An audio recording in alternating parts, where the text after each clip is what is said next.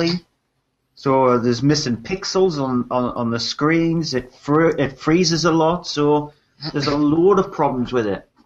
Right, so not to be a conspiracy theorist or anything like that, but do we subscribe to the lone gunman theory? Oh man, it's a fucking dead room that is.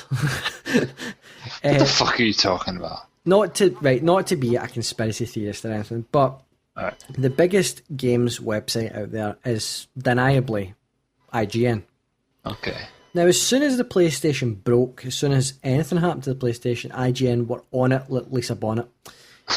They were just like, look, it broke, it's broken, it might break on you, just watch 0.4%, blah, blah, blah.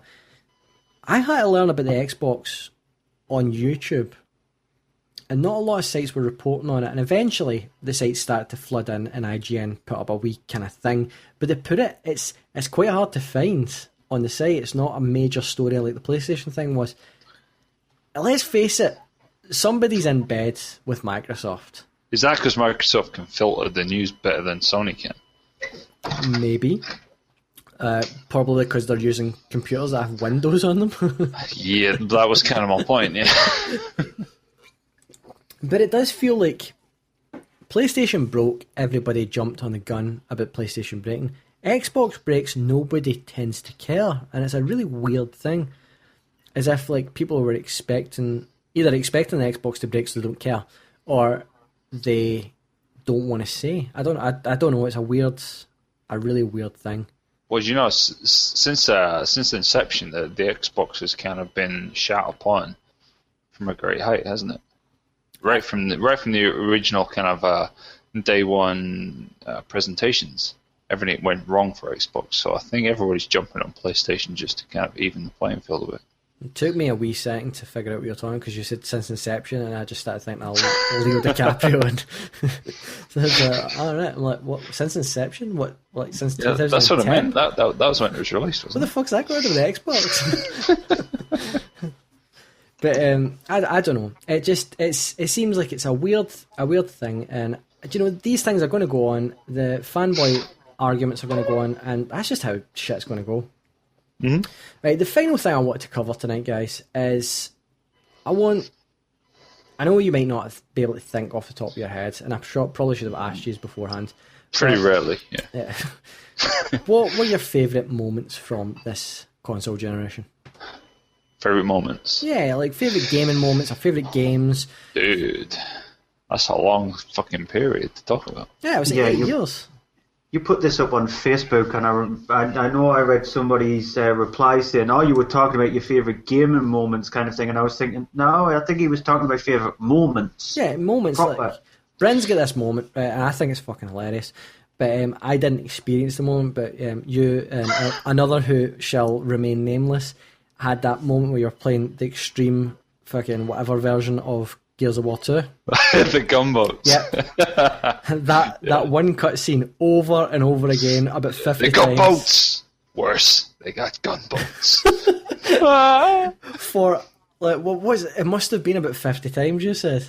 Oh, at least, yeah. It got to a point where it was just ingrained in your head. And anytime now I hear gunboats, I get flashbacks. Anything, a movie, TV show, game, whatever, anything to do with gunboats, I get flashbacks. And it's disturbing me now. I think there's moments I had, like, I remember first actually plugging the Xbox in an HD TV and going, fucking hell, this is what it's supposed to look like. There was moments where I mean, there's a lot of the moments I'm kind of newer, like playing Mass Effect 2. I just had an absolute ball the whole time playing that. This is how games are supposed to be.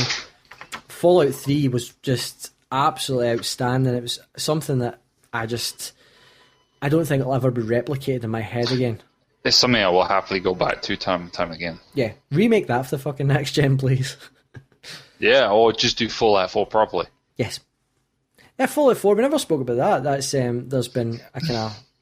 Well, there's rumours about it, but there's not much more than that, is there?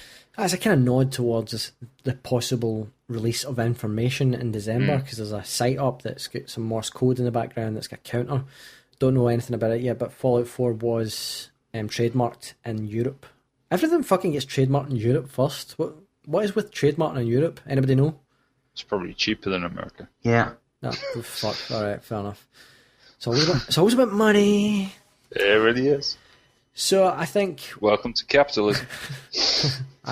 Damn. So I was... Capitalist dogs! Fallout 3, brilliant. That was one of my favourite moments. But one of my best moments was just when I first experienced the actual gaming online and multiplayer gaming. No, I'm the same. That was early on. That was pretty much day one. I got the console. I bought it with Gears of War 2. Right. It was the Gears of War 2 console, and playing that for the first time online. It was my first experience of online gameplay. See, mine was only like last year because I didn't play online. I remember I tried it once, Modern Warfare. I went on. I spawned. I get killed. I spawned. I get killed. And a guy teabagged me, and somebody was shouting noob, and I was like, "Nah, I'm not doing this. Fuck you. Why would I do this? I've only got, it's when I barely had any time to game, so I was like, no, not doing it. I'll just play my single player games. Thank you very much." But then you were like, "Yeah, play multiplayer. It's fun," and I jumped on multiplayer. And it's just that experience.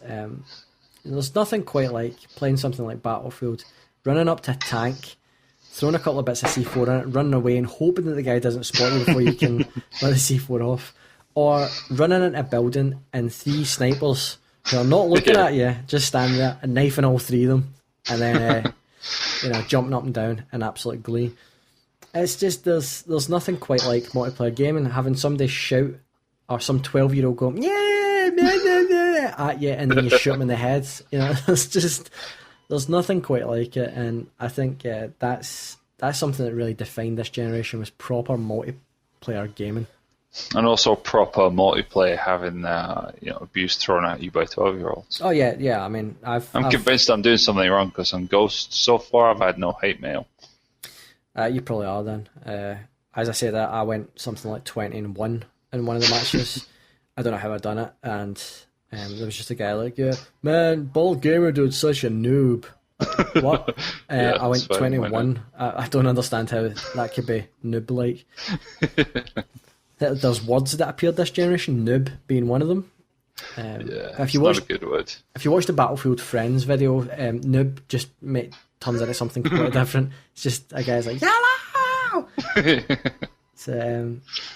But yeah, I think that there was obviously other experiences. Like The Last of Us, I think, was a brilliant game, and I don't think I'll ever experience something like that again. Especially the ending, or the first 10 minutes, was absolutely brilliant. But I don't know, Stu, you got anything? Getting your first achievement. Oh, that thing when it just pops up on the screen, you go, "What the hell is that?" 10 gamer points for just walking into a door. Yeah.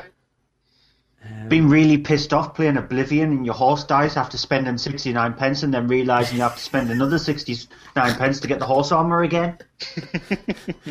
Stu, the purchaser of the first ever DLC. You can tell it's another now. I know, I can't believe that. Like, did you actually spend 69 pence to get horse armour? I'm not that sad. Did you not? Oh, thank God. Backpedaling. He's backpedaling now. He's like, I'm pretty sad. sure he did. I forgot that was sad. Anything else? Playing too much fucking Peggle. It was Xbox 360 that got me into Peggle, and I've probably... The fuck is Peggle? You've never played Peggle? Game. No, and I think I'm richer for it. Yeah, I put like 600 hours into the Xbox 360 version of Peggle alone. He put more hours into Peggle than he put into like Skyrim. Sleeping. Pretty much. Do remember that until a few months ago, Stu didn't have a job, so he had a lot of Peggle time. Oh, yeah. Alright, fair enough. I sort of did. Remember, I was on the street asking for eyes. That's true. Asking for eyes and blowjobs. Yeah. Anybody get any eyes and blowjobs? Or blowjob eyes? I got the eyes. Is that the plural for blowjob?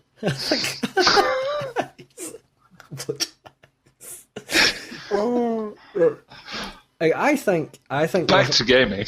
I think we're all suitably tired, and I think this has been a successful show. I think we're probably nearly 2 hours in. So I have no clue. I've lost track of time and reality. Yeah. I think this is definitely a follow-up show. It's probably the silliest show in a long time. That's why, obviously, Bryn is here.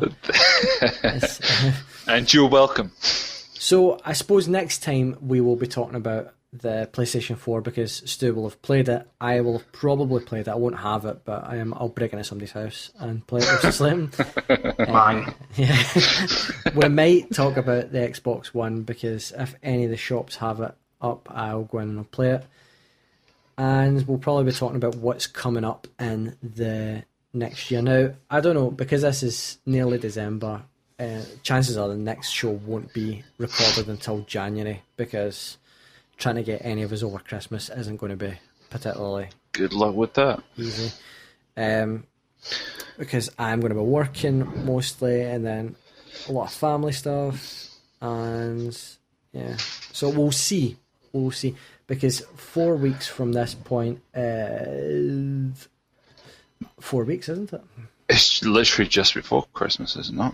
Yes. Almost to the day. Kind of. So probably you can expect the next show to be in January. And we'll speak about Christmas and what happened then. See what kind of games console stuff went on. Games sold the best. And the VGX awards will have been. So we'll see what won game of the year. And what our personal games of the year were.